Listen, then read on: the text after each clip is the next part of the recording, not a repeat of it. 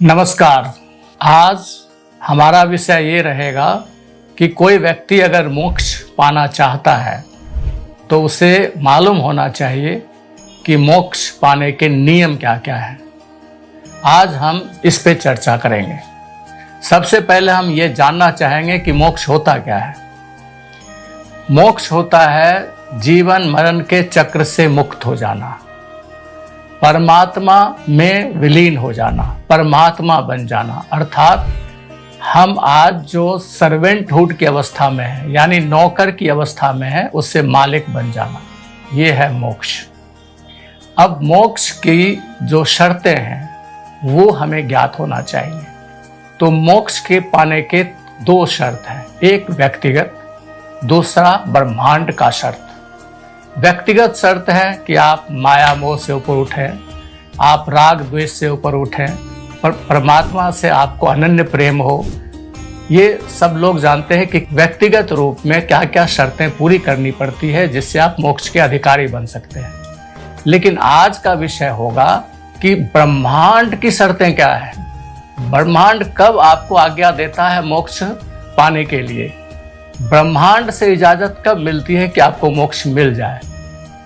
तो आज हम ये जानते हैं कि वो शर्तें क्या है।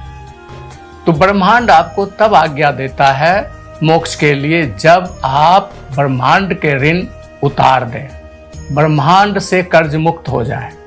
तो ब्रह्मांड का कर्ज क्या है?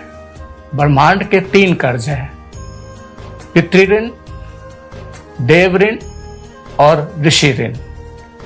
पितृ ऋण होता है हमारे पितरों का ऋण, जो ब्रह्मा जी का ऋण है।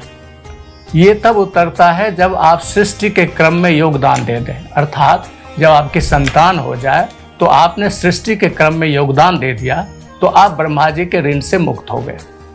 दूसरा है देव ऋण। देव ऋण होता है नारायण का, भगवान विष्णु का ऋण। ये उतरता है तब जब आप भरपूर दान पुण्य करते रहे, क्योंकि भगवान विष्णु ने आपका पालन पोषण किया है। तो आप जगत के पालन पोषण में भी जब दान करते हैं तो भगवान विष्णु के देव ऋण से मुक्त हो जाते हैं। तीसरा ऋण है ऋषि ऋण। ये महादेव का ऋण है। ये तब उतरता है जब आपने जो कुछ ज्ञान, आध्यात्मिक ज्ञान प्राप्त किया है, साधना के क्रम में जो कुछ भी देव ज्ञान आपने अर्जित किया है उसे आप संसार में बांटें, संसार के लोगों में वो ज्ञान का प्रकाश फैलाएं।